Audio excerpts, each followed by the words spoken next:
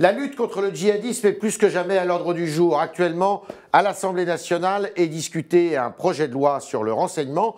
Et la semaine dernière, une commission sénatoriale justement a travaillé sur le djihadisme avec Jean-Pierre Sueur, qui est un des sénateurs socialistes de notre pays, qui a été le rapporteur de cette commission. Et c'est avec lui qu'on va en parler ce matin.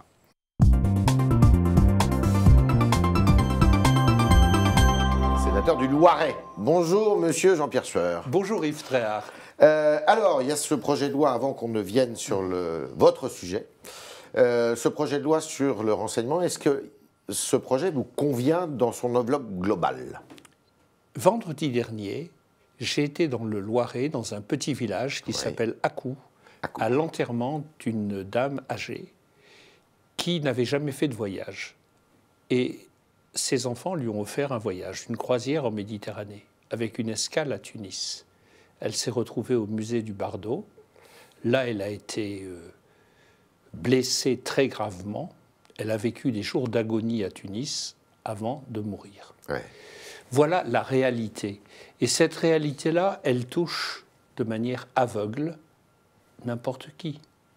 Donc, moi, je dis que nous ne sommes pas dans un monde de bisounours. Ouais. Nous ne sommes pas dans une cité angélique, malheureusement. Par conséquent, ce gouvernement a raison de prévoir un dispositif plus approfondi pour le renseignement. Au prix de quelques restrictions quand même des libertés publiques? La première liberté, c'est la sécurité. C'est de pouvoir vivre normalement sans être menacé tout le temps. Mais vous avez tout à fait raison. Il faut respecter les libertés publiques. Et ce qui est étrange, c'est que ça fait 3 fois qu'il y a des projets de loi, la loi de programmation militaire, la géolocalisation. À tous les coups, on nous dit liberticide, vous portez atteinte aux libertés. Or, à chaque fois, on accroît les contrôles.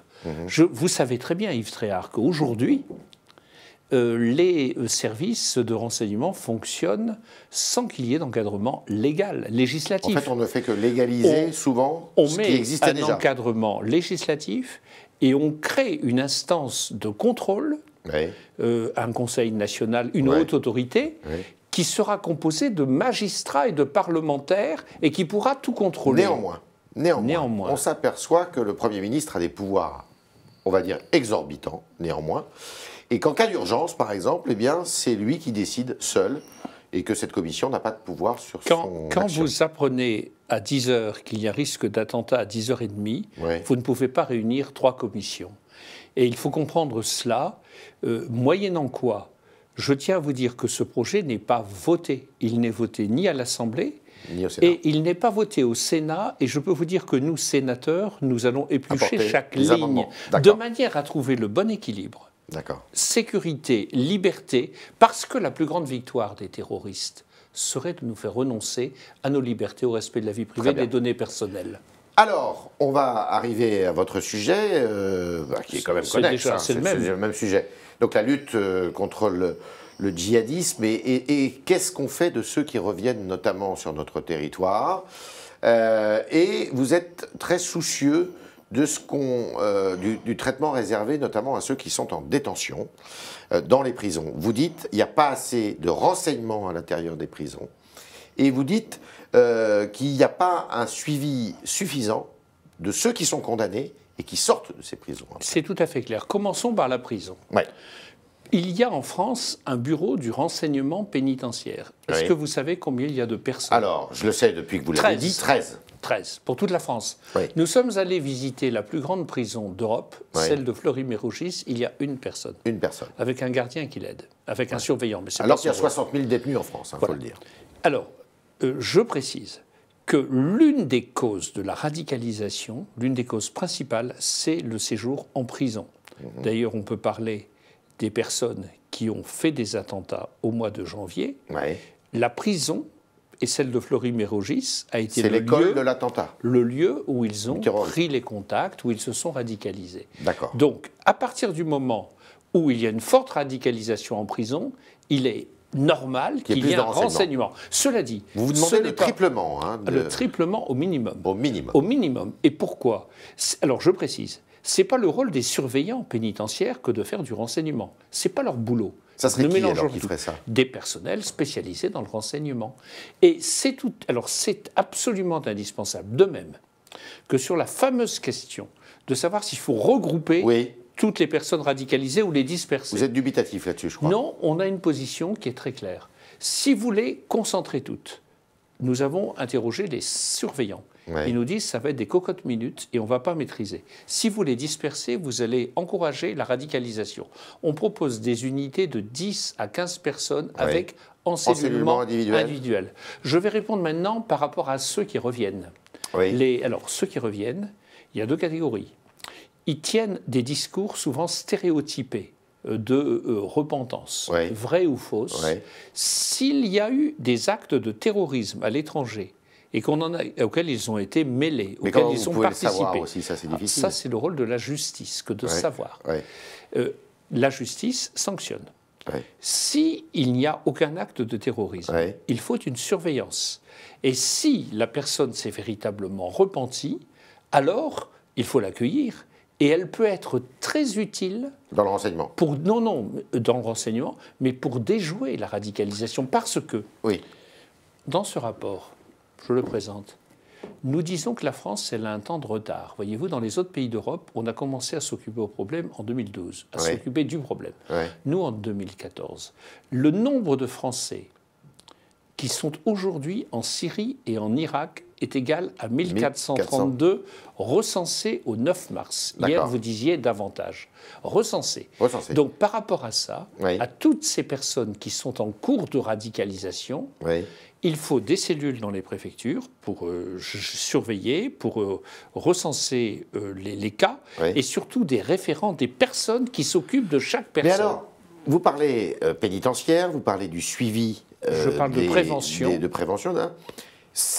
Tout ça va complètement à l'encontre de la loi pénale de Mme Taubira, quand même.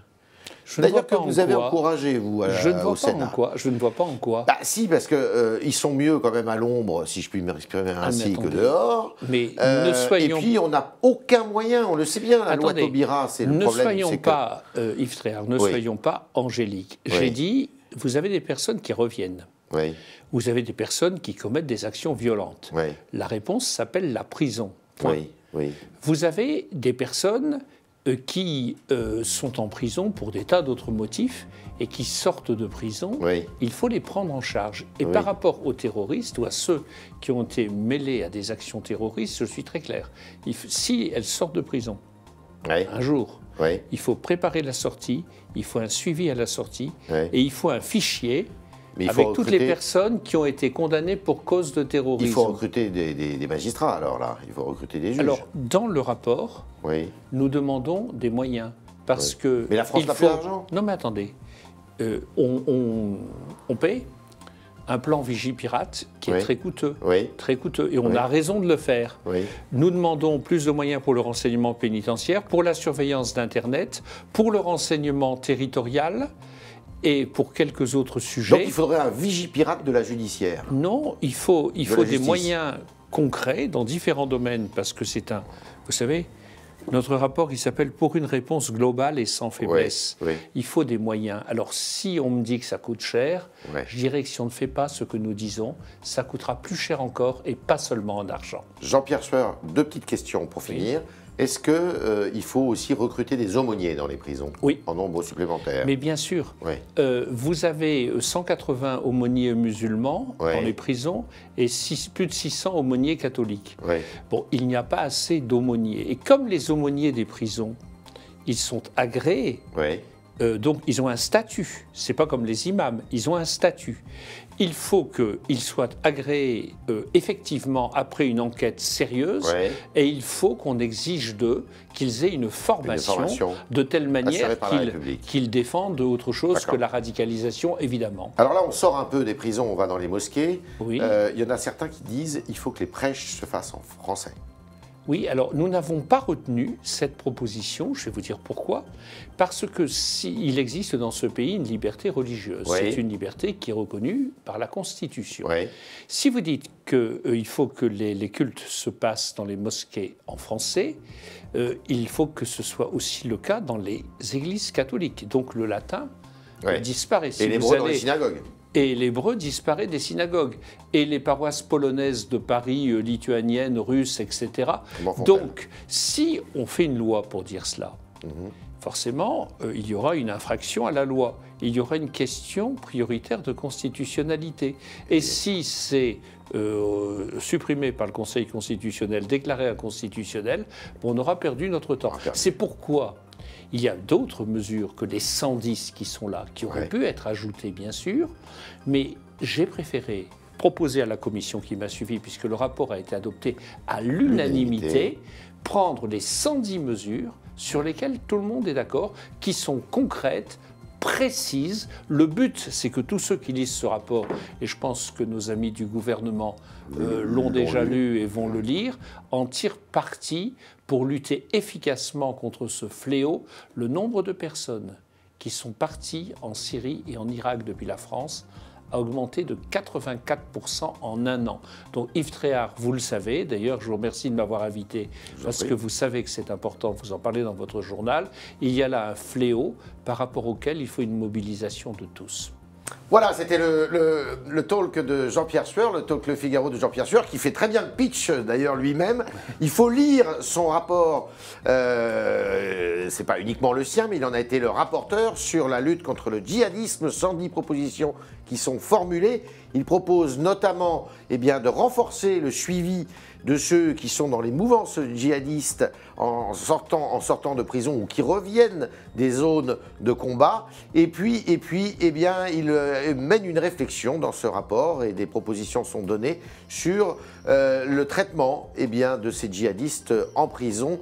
Il faut conserver l'encellulement individuel, ou plutôt le privilégier, et ne pas tous les rassembler en même temps. Il faut faire des petits groupes. Merci Jean-Pierre Sueur. Merci à vous Yves Tréhard.